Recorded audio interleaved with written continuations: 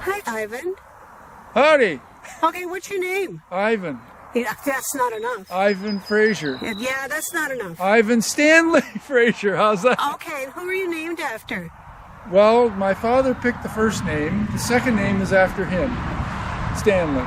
Yep. And of course, Fraser is Fraser. And is Fraser a Glen Margaret name? Yes. Okay. Now, what do we have here in the background? This is where I grew up. Okay. And it's also called Peggy of the Cove. You've named it. It's a museum and an art gallery? Yes. Okay, tell me more about that. Oh, you want to know about Peggy? Sure. Tell the people about Peggy of the Cove. Okay, so you know in Peggy's Cove there's that 50-foot carving that Bill DeGarth did. Right. Right in the middle of that is a split in the rock, and left of the split is this carving of a woman, Peggy. Now, Bill talked about the legend, which is a shipwreck just off in the lighthouse, Halibut Rock. Early to mid-1800s, the only survivor was a young woman. Her name was Margaret. They called her Peggy. That's the legend. Then in 1996, two ladies came from the United States claiming to be the great-granddaughters of Peggy. Ooh. And they said she was a little girl too young to remember her name, miraculously washed ashore from the shipwreck, and the people that took care of her called her Peggy. And in both cases, everybody around would say, let's go see Peggy of the Cove. So they named it Peggy's Cove. Now, these ladies claim it's true. They even had a picture of it. Bill DeGarth said you can't prove it. The locals say it's a bunch of baloney. And what do you say? Well, in 1996, the same year those ladies were here, we had Hurricane Josephine, and I took 60 pictures. I'll show you the picture inside. Okay. And one of them, the waves crashing, and right in the middle of the spray is an image of a woman standing there like this. I didn't see it. Was it an image of a person? Yeah, well, it's the spray. Okay. Oh, yeah, okay. And a guy from the States pointed it out, and Roger Crook saw it. Roger had... Who's Roger?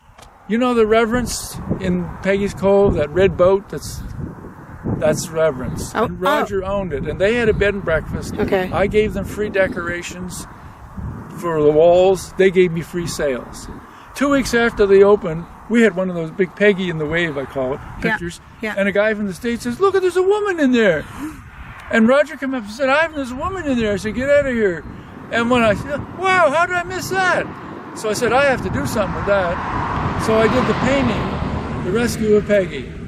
Okay. And then years later, I wrote the song, and I said, I should do the story. Can you sing the song? No. Ivan, I am not singing. you said you wrote a song, so you need... No. There's some things I do not do, and singing is one of them. Well, who sings the song? Melanie Breen from Dartmouth. Melanie Ross, Melanie Breen. Maybe we could get... CD. Okay, maybe we could get Aiden to sing it. Well, he doesn't... No, he won't listen. Okay, all right. Okay. Ivan, tell us about this tree. Okay, this is Peggy's happy tree.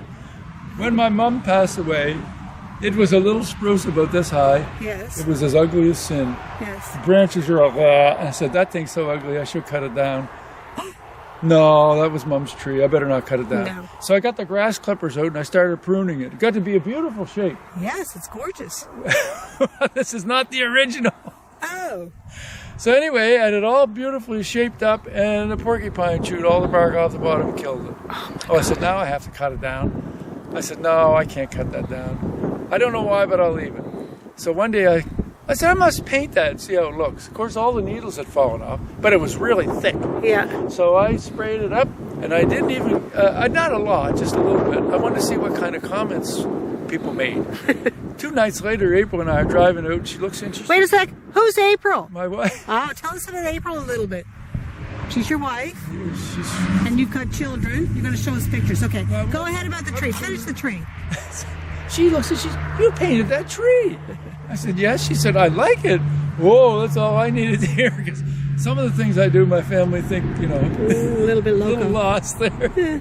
So anyway, I got out the spray paint. I sprayed it up really nice. I didn't even have the gear put away, and in drives this car. They pull it right here. Out pops a 11-year-old the girl and a guy, his brother. They were, 8 to 10, 11. And I greeted them, and I said, "What made you stop?" They said, "The tree."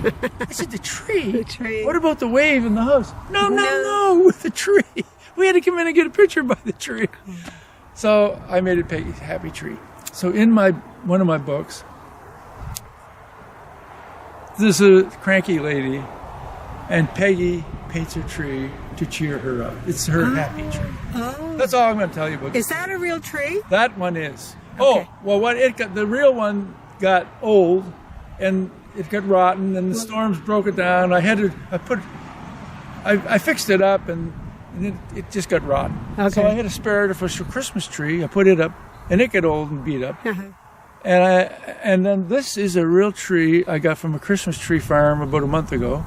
Oh. And I hope it'll last a lot longer because I sprayed it with a preservative, and then I painted it. So, because I got to have Peggy's Happy Tree. Of course you do, yes. So when people come, especially couples, I say, you touch this side and you touch the other side, and then they hold hands, and I say, now doesn't it make you happy? Of course, they all laugh. I said, see, I told you it makes you happy. Good. That's Peggy's Happy Tree. Good. Okay. Moving on. All right. Tell us about this picture. Okay, please. this is a picture I took in 1996, the tail end of Hurricane Josephine that I was telling you about. All right, here's the image. That's the hat. Her face would be there. Her arms are cut off. There's her belt and her long dress. Now, do you see it? Definitely. And that's Peggy, is it? Well, no. What are you showing us? This is the carving I was telling you about. And here's Peggy right here. Right there. See that? This is Peggy. This is down in Peggy's Cove, right across from the Visitor Information Center. Right. And here's his little book that talks about the legend. How Peggy's Cove got its name. And she was a young woman. Did you write that book? No, you didn't listen. Bill DeGarth. Oh, Bill DeGarth, okay. And here's one of the ladies that came in 1996 claiming to be the great-granddaughters of Peggy. And they said, this is Peggy. This is her when she grew up. Oh, anyway, without going into all the details, this is a photo that started me doing it. Then I did the painting, The Rescue of Peggy. See that one? The original's upstairs. Rescue of Peggy, yes. Yeah. Then I wrote the song, Rescue of Peggy. And then I said I should do the story. So this is my first book. Let's have a look at your first book. This one. Yes. And I didn't have a clue how to write a book. So I just told stories. And it's nearly all true stories of people in the Cove, in the Bay, and in my life, and I mix them in with Peggy. And one said she's a young woman, the other says she's too young to remember her name, so I started her at age 8, but she has a memory loss.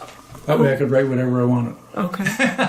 So this is chapter 1 of this book in the children's version, and David Smith did the illustrations. This is the storm coming, the captain giving orders. This is Halibut Rock, where the lighthouse, just off from the lighthouse, where the shipwreck occurred. Through the night, the storm gets bigger. The captain sends everybody below. They hit Halibut Rock. Everybody gets lost by Peggy. She found a barrel, hung on for dear life. Gets rescued at daybreak. It's supposed to be in October. They rush her to the nearest house to warm her and feed her, and here's where she can't remember. She was so exhausted after she got warmed and fed, she just fell asleep. And they tucked her in bed. And Mary checks on her at noon. Peggy woke up crying. Mary asked if she could remember her name, and she said no. So Mary said, why don't we just call you Peggy? I'm sure your memory will come back. So she agrees. Mary takes her home and starts to show her through the house. In chairs the 3 sons. Later, this big man walks in. Mary says, you got to meet my husband, John. Peggy looks at you. She recognizes John's the one that rescued her. Oh. And this is her standing on the shore wondering who she is and where she's from. Cool. And that's my version. All right. Sounds good. So my cousin's a movie producer. She said, send me your book. We're looking for a good family movie. So I sent her the book. She said, there's not enough. I said, well, I'm working on my next one. She said, let me have it. I did. Oh, she said, Ivan, you can't tell more little stories. You need structure. You have to describe your setting, your characters, a plot, and a hook at the end of the chapters. I said, I don't have a clue. What's the plot? I didn't do well in school. She said, I'm going to teach you how to write a book. So this took 3 years, 12 times I rewrote it, and it won the Bronze Independent Book Publisher Award in the U.S. for Best Eastern Canada Fiction. So this is Peggy's journey to discovering her identity. And it all started with Janet and the Dreamcatcher. And in real life, Janet was my grandmother. So in my story, Peggy and Janet became best friends. And when Mom passed away, the family didn't want the house, and I didn't want to lose it, so they worked it out, and I bought it. I was going to have it as an art gallery. I had it all cleaned out, but I said, I'll just have the Peggy room upstairs because I'm going to sell my books here, and it'll just be interesting. And 3 tour guides met me at the first time Saltscapes opened. I was there, and they came by and they saw everything, and they were just blown away. And I said about the house, and I said, I have the Peggy room. And they said, we're coming out to see you. So they came out and they said, no, put everything back in your house like it was so people can see your child at home, meet you, the author, and get the story. Well, the house was white, so people didn't see it, so I painted it. And then... you painted the outside of it. This is my largest painting. The outside of the house. Yes. This is my biggest painting I've ever done. And so also I made the wave. And you know, that gets attention. So, so it became a museum through those tour guides. Okay. And this is my 3rd book. This one is Peggy's Journey to Discovering Identity. Yes. She's Scottish, Nova Scotia means New Scotland. This one ties in Boston. And, this is the one that won the award. This one's better than the second. Why, does this one have a plot? Oh, both of these do. Okay. Yeah, they're stories. What makes this one better?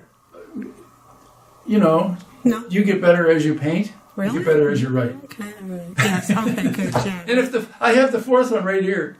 Good. It's all there. I know the whole story. Okay, good. I just haven't written it yet. Okay. So...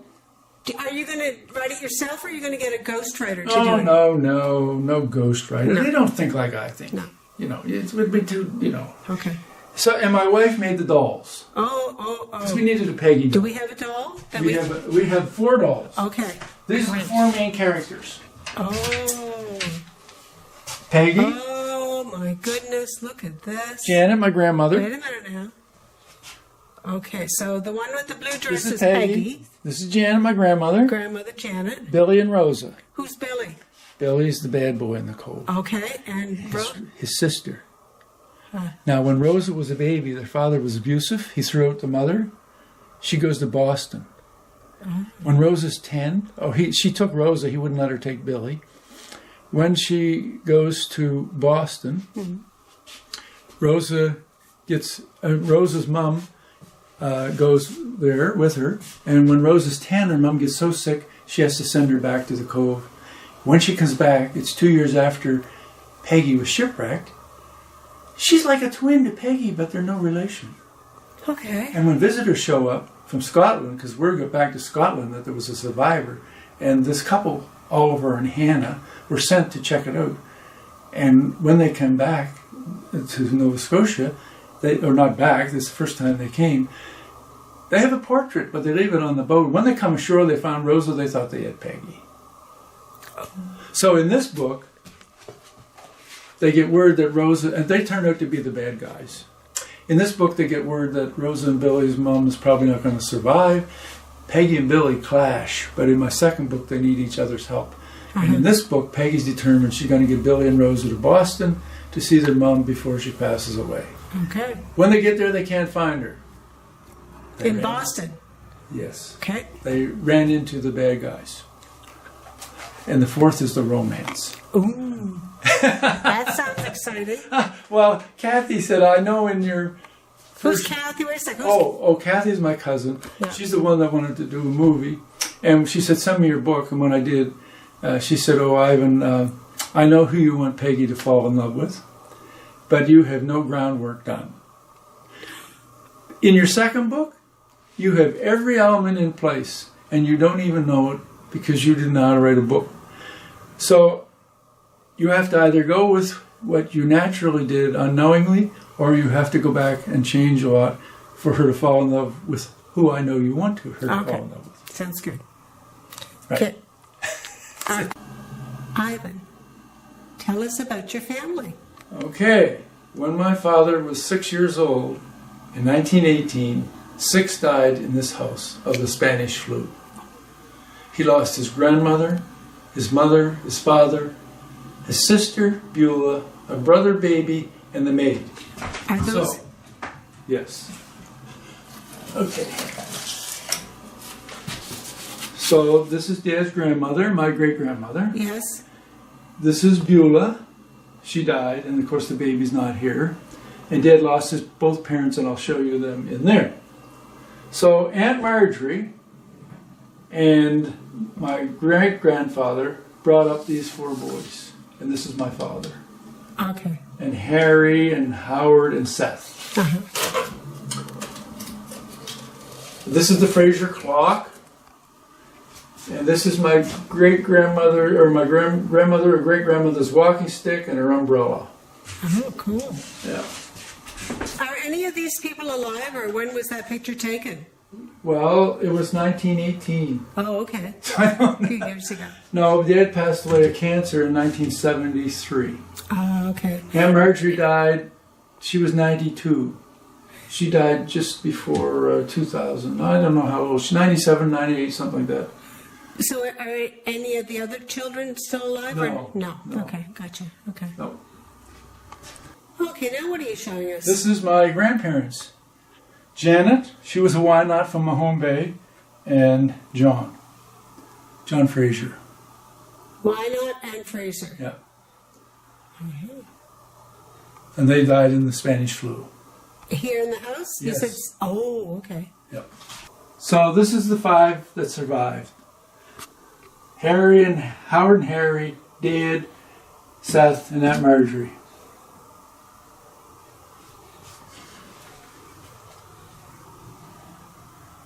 This is Aunt Marjorie when she got older. Mom and Dad when they got married. And this is when I was a little squirt. This is Mom's father and me. And who are these other people? Oh, this is Aunt Victoria. Oh, this is Mom and Viola Levy. This is Viola. This is my mother. Mm-hmm. This is my grandmother's pump organ. You want to hear my musical talent? Yes, definitely. Okay, come over here. This is all you're going to get. Okay, I'm ready. All right. The world is ready for you. Ivan, do your thing. Whoops.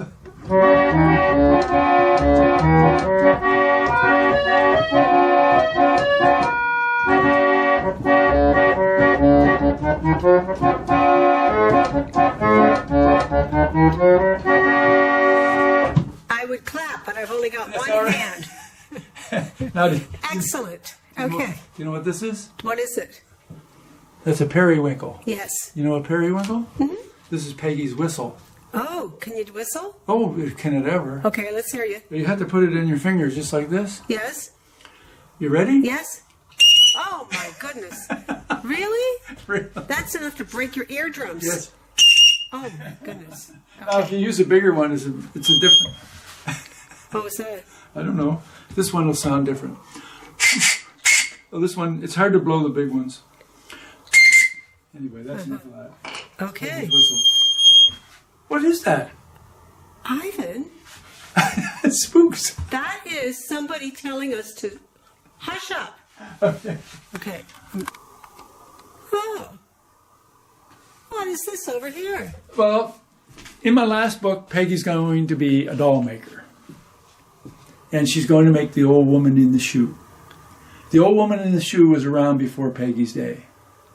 But a few years ago, well, time goes so fast, more than a few years ago now, there was a doll display through the house. Everywhere, there were a number of them, because it was the 100th anniversary for Canadian doll manufacturing. And April was asked to put these displays through the house. So we did. But she said, I wish I had a big shoe. I said, why? Oh, she said, I'd make the old woman in the shoe. I said, well, I can make you a shoe. So I made her the shoe. Now, this was upstairs on the bed. We had a whole scene up there. And it tied in with the dolls. But so when I left it up for 2 summers, and when I took it down, the tour guides that brought people here were disappointed. So I brought it downstairs because some folks couldn't get upstairs. So since Peggy's going to be a doll maker in my last book, she's going to make the old woman in the shoe, I brought it down here. So these are all of April's dolls. She made every one of them. And tell me a little bit about how she does that. It's a very complicated process. No. Well, she sculpts it with Sculpey, Yes? and then she bakes it. Then she makes the body, which is fabric. Well, the arms and the legs from the knees and the elbows are Sculpey, and then she bakes it and paints them. And what is this Sculpey stuff? It's like clay, Yeah. but you can put it in an oven and bake it. And does she paint features on it? Yes, she paints the eyes and the lips and all that, and she buys the wigs, but she makes everything but the hair, the eyelashes, and the shoes. Now, in the old woman in the shoe, she couldn't find a wig, so she used yarn, wool, make the old woman in the shoe. Now, there's a couple of little things in her she didn't make. Like, I think a couple of those are porcelain dolls, but all the people dolls she made. Well, her features that she paints on these dolls are so delicate. Yeah. Well, Where am I going? Oh, there we go. Of the old woman. It's so realistic. I mean, that woman could... Maybe she's the one that was squeaking. So, Ivan, you are a fabulous painter. Tell us about how that came about. Well, I used to dabble around when I was a kid. Here's some of my first paintings. My mother saved these. Smart lady. Well... Because these are going to be worth millions one day. Yeah, well, They probably already are. Millions of what? So now here, this was grade 4. Grade 4. Now this is funny because I hated school and I didn't do well in school. Why did you hate school so much? Because they wouldn't let me do the creative stuff, and I was a bit dyslexic and trying to memorize and stuff like that. I couldn't do that stuff. Anyway, this was grade 4. We didn't do any work in grade 4. We'd fight, carve, paint, and play. Wait, your teacher's going to see this from grade 4, she's going to say. No, she's gone long. Oh, okay, all right. So this is grade 4, you painted some trees. Well, we were allowed to paint this day. I said, I'm painting the lake. So this is up by the William Black United Church, right? And I ran out of paint for the water. And she says, oh, that's okay. Just mix some more up and finish it. Well, Is that how she talked? Oh, yes. Okay. I said, I can't get it. Oh, that's fine. Put it on. I said, it doesn't match. Oh, nobody will notice. I said, look at it. She said, put it on. So now after school, she wanted to go home. And I wanted to finish it. And anyway, I finished it. I wasn't happy with that. Look at the color. Yeah. Anyway, when I finished, she leaned over. She says, that's a good painting. And you'll remember, when you get to be a famous artist, I don't want to touch you how to paint. So that was grade 4. Yeah. And what about some of these other pieces? Oh, they were in that era. Okay. And then I dabbled around. And then when I didn't do anything too serious. Look at they need to be straightened up. They've been here all winter. The house blowing and shaking, they're crooked. But then in 1981, I started painting again. And these are some of my watercolors. I first started in oils again, back into oils. Then I did into watercolors, and I tried acrylics. Here's another watercolor. Just a minute. Over here. I love doing the wet and wet. Yeah, that's the window. Oh, the window is not good? How's that? Oh, that's worse. All right, never mind. Okay. So that's wet and wet. Yep. And over here, here's an acrylic. This is from down where the Swiss Air Monument is, looking out towards Peggy's Cove. But, you know, I use my artist license. Right? Here's another one. This is... When did you start working in acrylic? Oh, I don't know, 90s. That's not very, I'm not really happy with that one. Okay. X that one out. Okay, but there's some new stuff that you're doing over here. These ones here. This is my new stuff. Yes, tell us about this. Well, These this is are what I call pietism. Yes. It's What the is art- pietism? Well, it's the art of creating a painting without the use of brushes. And who made up that word? I did. I know. And it's been accepted by the Urban Dictionary. I know. I tell everybody that. Yeah. And here's another one here.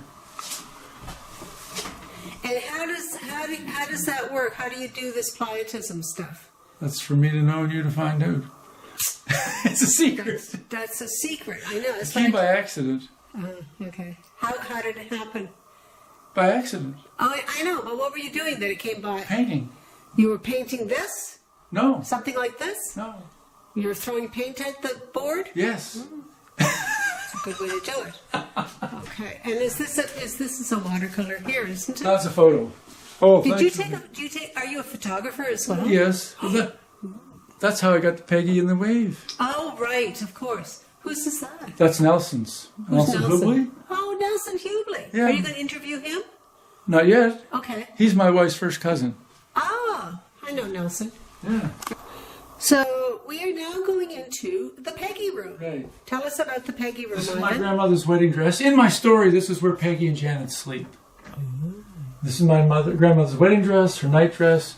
Oh, we also have my mother's and our sister's, but I didn't show you this. And this is our daughter. So we have 4 generations of wedding dresses.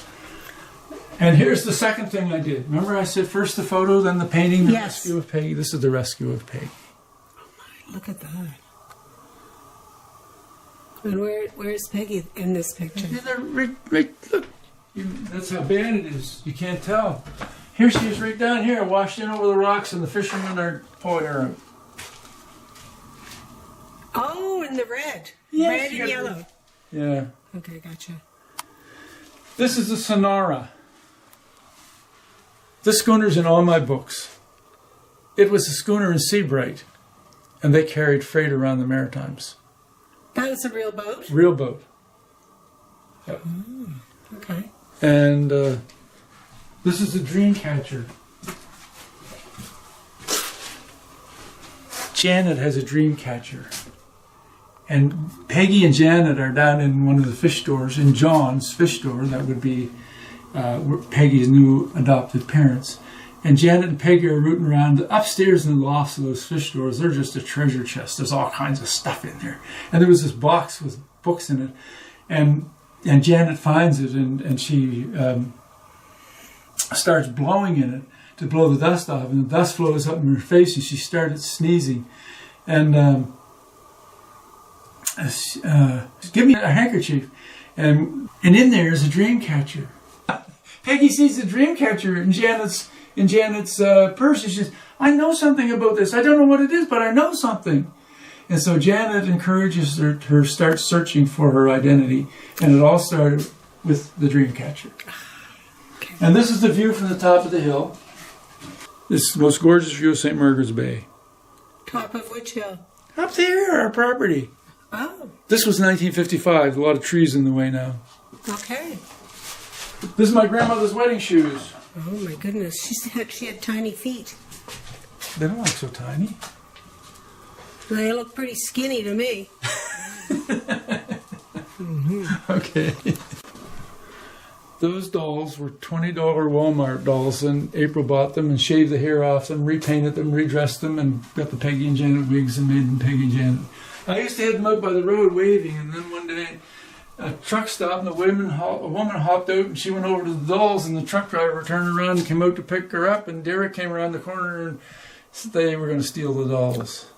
They saw Derek and took off. That was done by Jamie. Jamie came here shortly after I started doing Peggy the Cove. He was just a little guy. Who's Jamie? I told you, he's the guy that came here with his mother. And, Right, okay. and he came every year until he was 18 or 19. And he was so impressed with the whole story, and he was inspired to paint, and he took up painting, and he did this painting from the children's book, and he gave it to me. He used this as his reference. David Smith illustrated my book. There's the, see? Right. There's David. David's the illustrator of this book. I can't draw people. I don't even go down that road. Okay. And that again. Oh my goodness, who's this? This is Peggy. That's my version of an 8-year-old Peggy. I said that's too old and ugly. You drew that? Yes. Ivan. She's supposed to be 8 years old. She looks like 18. She looks like a, yes. I know. She's scared. Drawing. Because we needed an image of Peggy. Okay, but it's like your son Brandon. did this one? Yeah. And he couldn't do it in color. He certainly could now. So another friend of mine, Barbara Dory, who we do framing for, is a pastel artist. I know Barbara Dory. I said, Barbara, would you take... Dolores. No. I said, would you take this and do it in color? So she came up with this. And then when I asked David Smith to illustrate my children's book, he said, I'd love to. Okay. I said, okay, here's the text. You just draw the pictures to match. Very pretty. And I said, this is Peggy. And I took this over. I said, this is Peggy, blonde hair and blue eyes. Mm-hmm. And when I went over, he said, come on over, I have some stuff to show you. So when I went over, he had this image. I said, wow.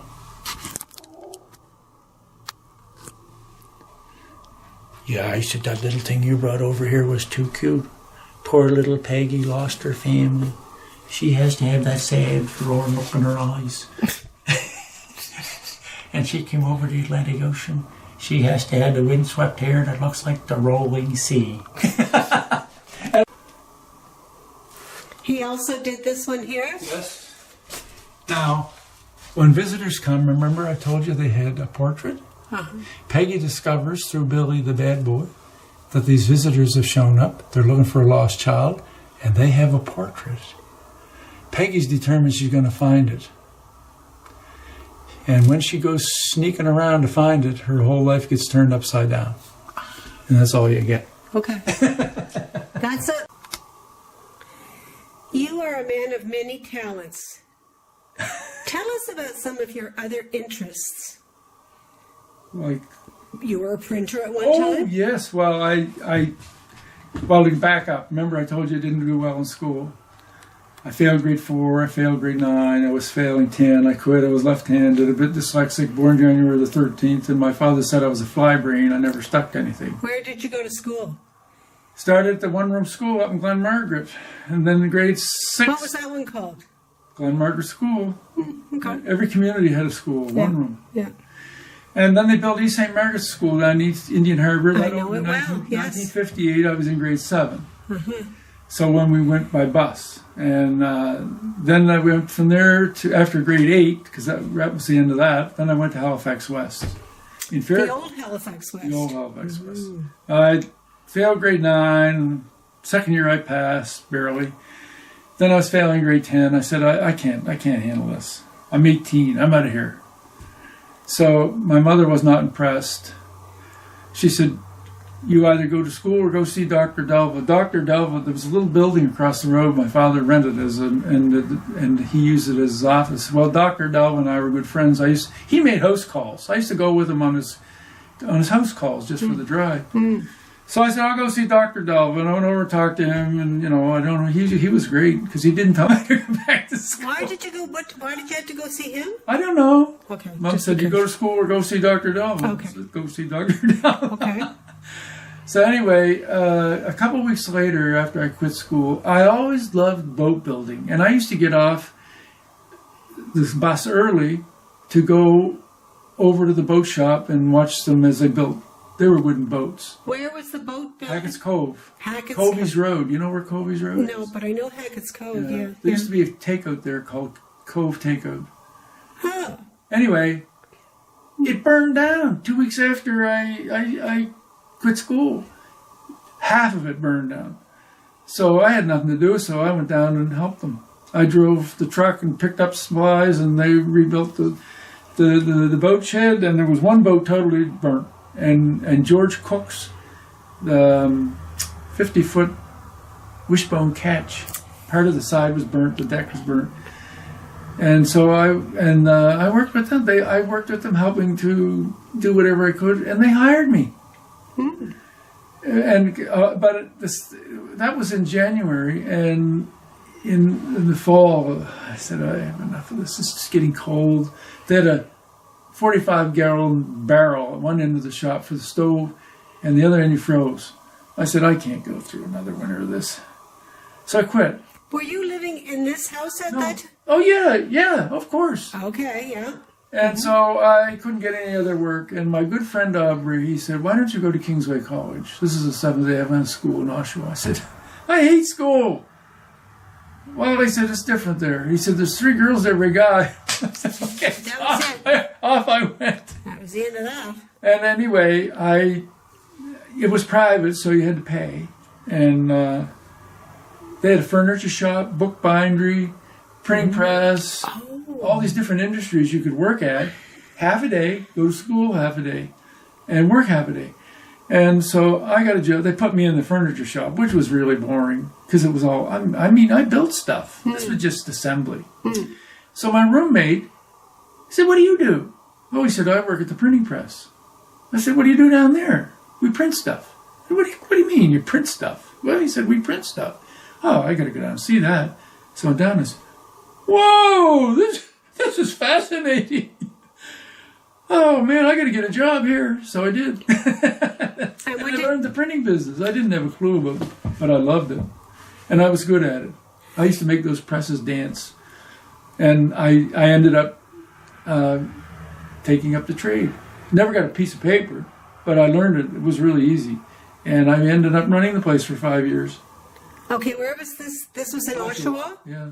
And then, but did you continue on as a printer for a while? Well, I got married, and we came home on holidays, and there was my buddy John.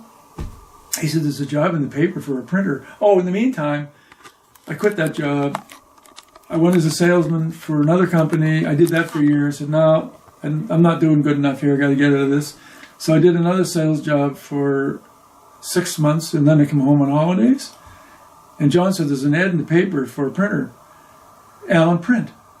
So I called them up and looked at it. And, I said, "No," because it was nearly half of what I was earning in Ontario. I said, "I can't do that." So we were driving up the driveway, and my wife said, "Why don't you take the job? And when something better comes along, you'll be here." Yeah. So I called them, and I talked to my good friend Melvin. I called him up, and he convinced me to do it. And I was at a phone booth at the end of Hammond's Plains Road and Bedford Highway, and that was when you put in a quarter, you had 3 minutes. Oh, no, it was a dime. No, it's a quarter for 3 minutes. Oh, okay, because it was long distance? I don't know. Anyway, maybe it was 5. And anyway, the operator says, "Time is up, sir." And Melvin says, "Where are you?" I told him. He said, "I'll call you back." So I gave him the number, and he called me back, and we talked for about 20 minutes. And I said, "Okay." So I called up Allen Print. This was a Sunday. So I called up Albert and said, "If you want me, I'll take that job." "Yeah," he said, "Good." I said, "Well, I'm going to drive back to Ontario, and I'll fly back. I will go to work a week from tomorrow." So I didn't tell anybody except my brother.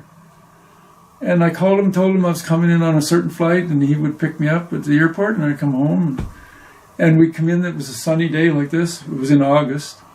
And Mom was upstairs.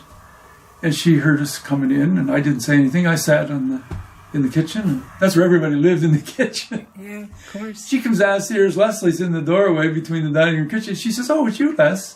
"Yeah." And she walks in the kitchen. "Well, what are you doing here?" I took the job. I'm going to work. Okay, where was, or is Allen Print still alive? Yeah, as far as I know. Where is it? They were in Scotia Square in the Trademark Building. Yeah. But it wasn't the job I wanted. I couldn't afford that. So I went downstairs to Earl Wynot and Associates, and I talked to Doug McCallum and said who I was and what I could do. And that was in August, the latter part of August. And the first part of December, they used to do some work for Allen Print. And Logan Grady, he came up to pretend he needed something. And he came over to where I was, and he said, and he pretended he wasn't talking to me. He said, don't look surprised, but he said, "Doug would like to talk to you if you go down at lunchtime and talk to him." And he kept working like he was doing whatever he was doing, because they had a good working relationship. So I went down, they offered me a job, and I took it. So, okay. So I was only at Allen Print for a few months. Okay, but you say Allen Print is still something that's... Well, I think they're still going. But they're not in Scotia Square. No. Okay. All So right. I was a good printer. I mean, that I was good at. Yeah. I could make those presses just... The faster they would go and the better the quality of the work, the better, happier I was. But that just came natural. Okay. And then from there, then you went into framing? No. Well, yes, I was... And I built the house. Oh, Oh, right, the house that we had. Yeah, we don't yeah. have a picture of that, but Yeah, yes, I you built built that. that house Yeah. with your own 2 hands? Yes, I even cut the logs, laid the block. My brother's a plumber, my brother-in-law electrician. So, you know, we all work together. But And when was that? When did you build 1974 I started. 74.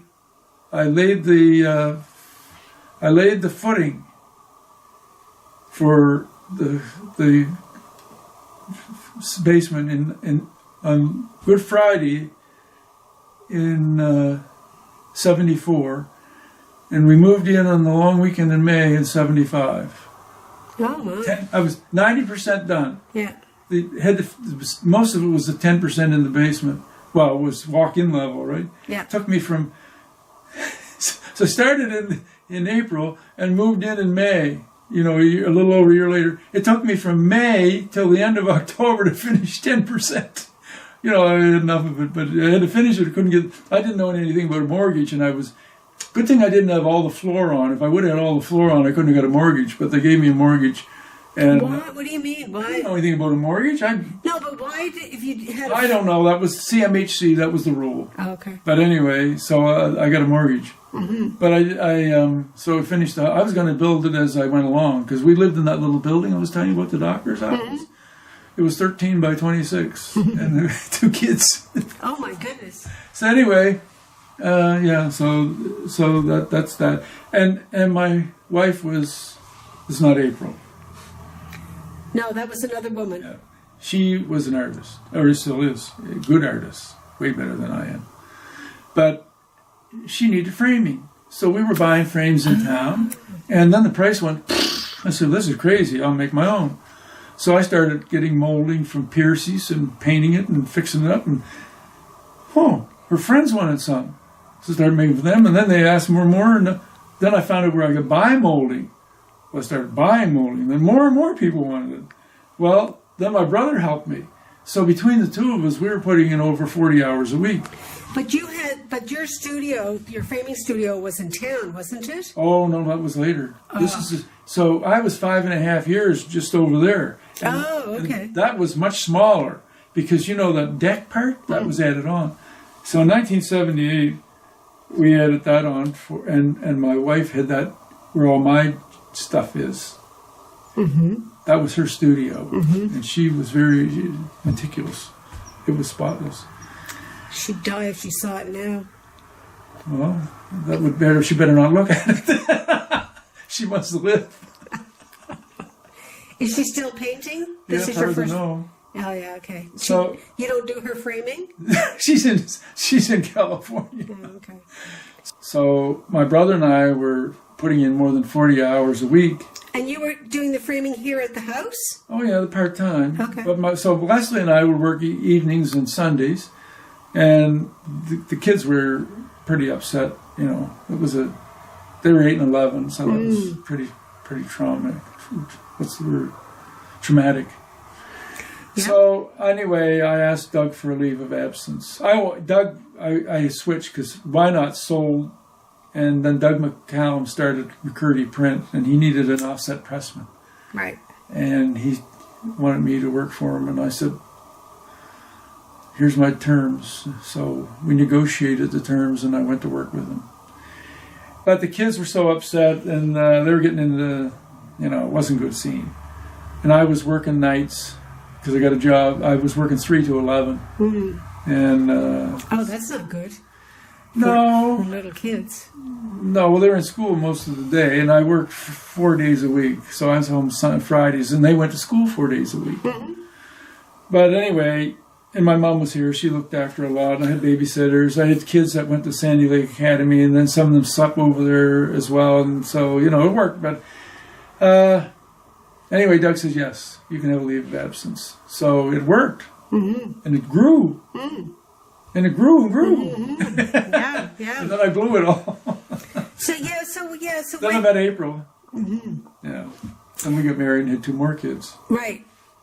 But how did it go from your house to there was you had a place in town? It was growing, and then in 1985, one of my customers was Maritime Flavor Gallery in the Lord Nelson Arcade, And Yes. they were there was a little space next door, and it was vacant. I ended up taking it for an outlet. And just to, samples, and we had some assembly there, but quick things that you could do together. So I had an outlet. And then the next door moved away, and I took it to expand it, and then Maritime Flavor Gallery moved out, and I took that over. And so we had a gallery and framing, and then Lawton's moved over to where Lady Hamilton was. And that was one of my big mistakes. What? I had the house paid for, mortgage still I could get out of it, and could have thrown 3/4 of it away, and just as far ahead. Yeah, but what happened? Like, why? It didn't work. It was too much? Like, too... Framing business was dropping. Oh, okay. I had 8 employees. Yeah? Yeah. And so what happened that the framing business started to tank? Like 1992. 92. Yeah, it was bad. But what? Like, So I said to Neil Franklin at the hotel, I said, before I went, I said, I got to get out of here. No, he said, I said, I can't pay my rent. No, he said, you've been a great tenant for 9 years, stay, do what you can do. And then the hotel basically went bankrupt, the bank took it over, and then they hired Helmut. what, the Lord Nelson went bankrupt? Oh, yeah. Did it? Oh, I didn't know that. Okay. And they hired Helmut. And you know Bill Mont? I know the name, Bill yeah. Mont was downstairs, and He did he was furious. auctions, right? Yes, the auctions, the flea market. Flea markets, auctions, He's yeah. the flea yeah. market king. And Bill says, Helmut, he said he was German, right? Who's Bill- Helmut? He was the guy that took over to the hotel. And they were, unbeknown to me, they went to every framer, they threatened to lock my doors. And Frame Plus Art was Jack. Jack told me. Frame Plus Art, where were they? Jack and Claire. They had a Sunnyside Mall. They had 3 or 4 locations. They were up on, and anyway, he told me that Helmut offered to lock the door, and so I said, I got to get out of here. So I tried to negotiate a deal with them and said, let me stay till Christmas, and we'll pay it all off and over time, and because now from November, this was in November to Christmas is when we make our money. Sure, yeah. He wouldn't do it. So I just, unbeknown to him, I had already brought the saw and all my molding back to the house because things were not good. That was a big job. On a Tuesday night, a van and 2 trucks, we cleaned everything out of there. But it still looked a little messy in the back, but you didn't know we were gone. And I had all my customers' work and everything out here, and I just ignored Helmut. And I didn't care because he threatened to lock the door. I said, so I just ignored him. I just smile now. He called me up from home. He says, you're ignoring me. I said, Helmut, I tried to work a deal with you. You didn't want to do it. So you said you were going to do what you had to do, so go ahead and do what you got to do. And I knew what he was going to do. Well, he said, how about this? And this deal was worse than what I offered him. I said, well, let me talk to my wife. And I said, that's a fair deal. So we took it. He said, you do? I said, yeah. So I had everything back home. And one day I saw him, I don't know, months later, and he pretended he didn't see me. You know how people do that. He was outside on the step of the hotel, and they were doing some work out there, and he was there, and he saw me. I knew he saw me, so I walked right up to him, shook his hand. He's shocked. He said, how are you? I said, fine. How are you? Great. Okay. How you doing? I said, great. I said, I just want to thank you. He said, you want to thank me? For what? I said, for getting me out of here. I said, I just wish one thing. Yeah, what's that? I wish you'd have done it earlier. I'd have saved a lot of money. But they fired him, so he didn't last there. I don't know. But he was ruthless. Was that like in the 80s? 92. Oh, 92. Yeah, I think it was 92, 90. No, maybe it was 95. I don't remember. Yeah. Something like that. I think it was 95. Yeah. But then you set up your framing business Well, here. I was already there. And when April and I got married, it was going great. And we had the outlet in there. And man, I would go, yeah, it was great. And we were really doing well. And then like I say, I expanded, and then things started dying, and I kept dumping money in and trying this, trying that, and bigger holes. But now it has sort of, there's a little I bit... was down to myself. Yes. And now I have Dawn full-time. Yes. And April part-time. Oh, April works with you too, does she? Yeah. She In the summer when we're busy. she usually She, gets lost pretty quickly if anybody comes in the door. yeah, that's true. But Dawn's full time. Oh, yeah. Good, yeah, that's great. Okay. Ivan, do you have a mentor? Not really, but Dave Weitzman and I were great friends. And Dave, there's one thing he said. I remember the first time I met him. I got to stop talking too much, but I'm going to tell you this much. He said, "Come over to my place and I'll show you some paintings." Is that how he talks? Hmm? Is that how he talks? Oh, yes. You just have all these voices. And Yes. So I went over, made arrangement to go to his house, and I went in the house, and he had bottles and bottles of brushes. Oh. He had the Quimple Road art, the Quimple art store on Quimple Road, and a gallery. He sold art supplies, and he did picture framing. This is before I started framing. The Seacourt Gallery? No, that was Iris Quinn started that. Anyway, it was Quimple Art Center. Anyway, No. so we go upstairs to his apartment. I said, "Man, oh man, what are you doing with all the brushes? Look at all the brushes. Brushes? Never mind the brushes. You can't learn anything from the brushes. Look at the paintings. That's what you're going to learn. Look at the paintings." And is that... So, but he would give me tips, but basically I'm self-taught. And I remember one thing he says, "And never fight the painting. The painting will tell you how to paint itself. And when it tells you what to do, you go with it. Never mind changing it." And it wasn't very long after that. I was up on Umlaw Road. You know where Umlaw is? Yeah. And near the end, there was a road branched off. I actually believe it's the road where Pat Lindley lives now.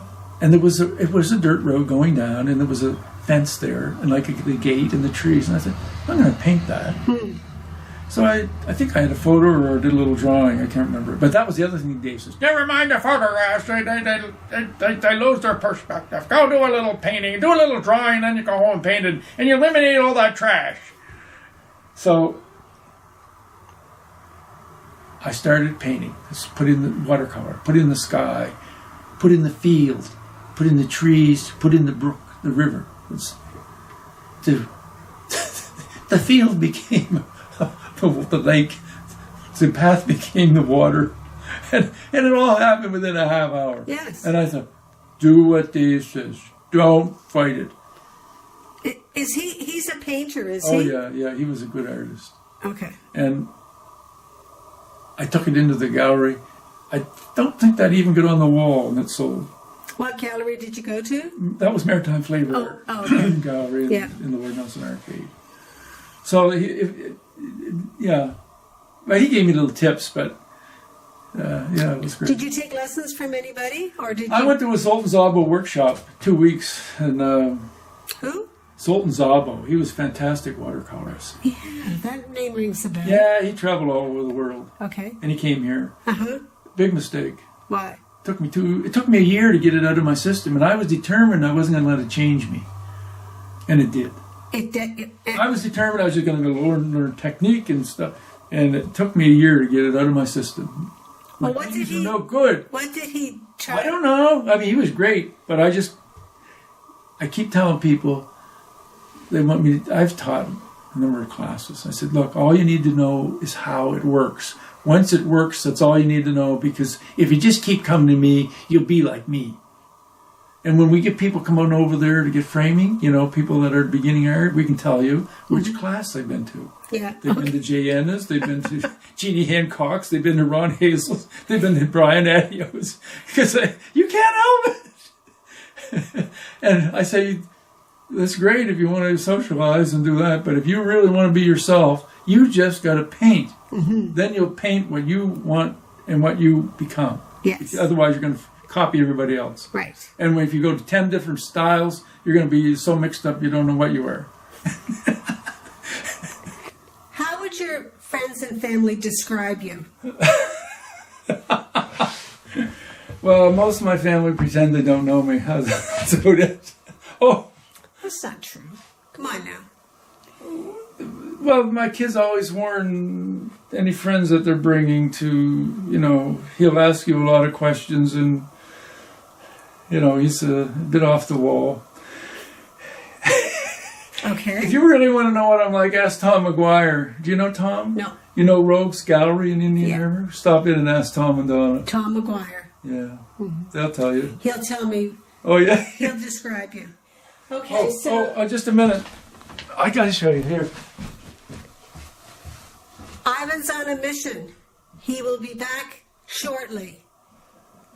10, 9, 8, 7, 6, 5, 4, 3, 2, 1. Up! Still not here. All right. All right, here I come. Here he comes. The man of the hour. Ta-da! Well, you ask what my family think of me. Okay. Well, here's a little wild stuff.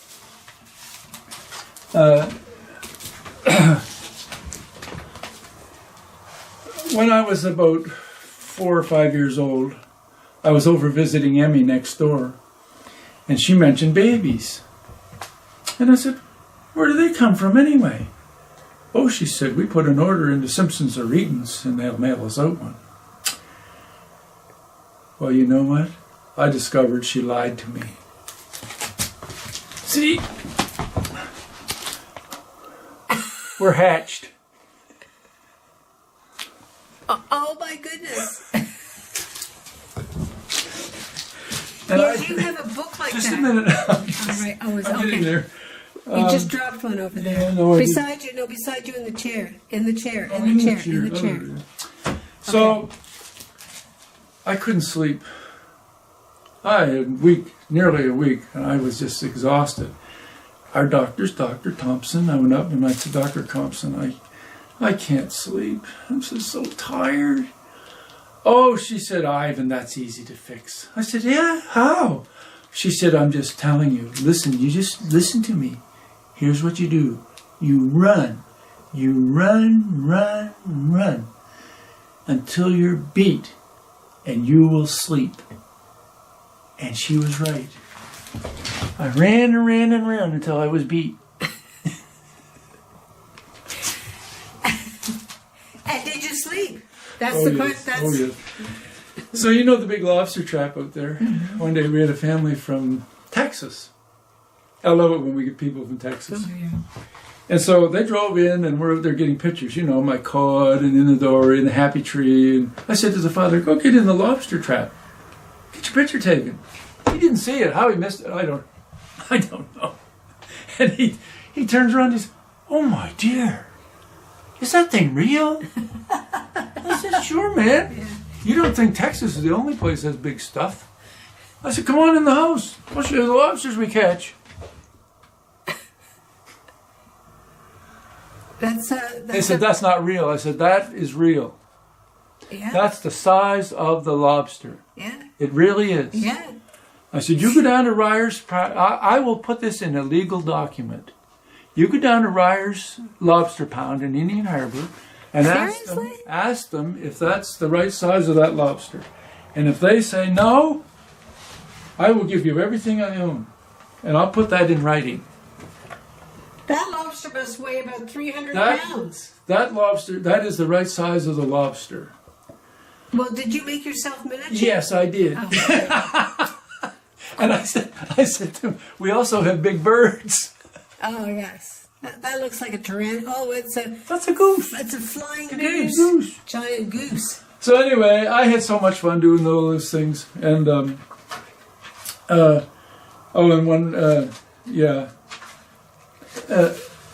I did. And so Pat Thomas edited my third book. And I showed her some of my corny stuff, right? Mm-hmm. "Oh," she said, "Ivan, we have to do a book. We have to do a book." So this is it. The Adventures of Ivan. Right. But and this is the last one of these. One day Hector says, "Let's go to Peggy's Cove. It looks better than today. Beautiful day." "Oh, sure, let's go." So I hop in the car and off we go. Now, this was before the viewing deck was there. And you know how you drove around outside the lighthouse? We get 3/4 of the way around, and this RCMP officer's there, and he looks, and he jumps out in front of the car. Stop that car! Well, we stop. He comes over, and he looks at Hector. He says, you guys have a driver's license? Hector says, of course we don't have a driver's license, officer. What do you think? We're just a couple of passengers in a self-driving car. See, this is Hector. It's Peggy's pet gull. You see, I'm there in the passenger seat. Yes. Yeah. So, this is all the adventures of Ivan.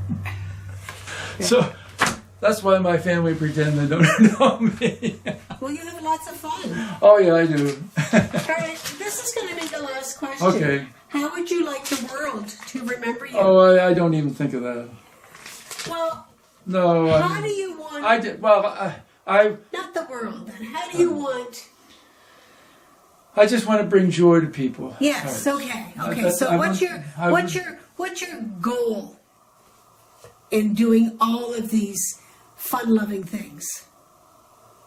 I can't tell you. Is it a secret? No, but it would. Not everybody would like it. Oh, okay. All right. But, you know, I went to school. When I went to school, in the one-room school, we had to sing O Canada. Mm-hmm. We all had to stand at 9 o'clock. We all stood, sang O Canada, had the Lord's Prayer, and in the Golden Rule. Do you know the Golden Rule? Yes. Do unto others, yeah. And now my brother-in-law says, yep, the Golden Rule is them that has the gold makes the rules. Mm-hmm. So when you first started going to school, did you sing O Canada or God Save the Queen? Both. Oh, yeah. No. Now I try to remember now. No, Yeah. you could. It must have been God Save the Queen. We did both. I'm trying to remember how that went. But we did both. But wasn't there also a pledge of allegiance? Yeah, it seems to me there was. Yeah, I forgot about that. See, I didn't go to school here Yeah. in Nova Scotia. I went to school where I grew up in Montreal. Yeah, I forgot But about we that. sang God Save the I don't Queen, remember what the Pledge of Allegiance. and we had to do What was that, anyway? Anyway. I don't know. Yeah, I don't know. But I really want to bring joy to people's hearts. Okay. And I want them to love life. Yes. And I want them to, you know, it's all about love. Of course. No hate. You know, love your enemies. That's... Yes. What is it? Keep your friends close, but keep your enemies closer. Yeah. Is that what it is? Yeah. Yeah.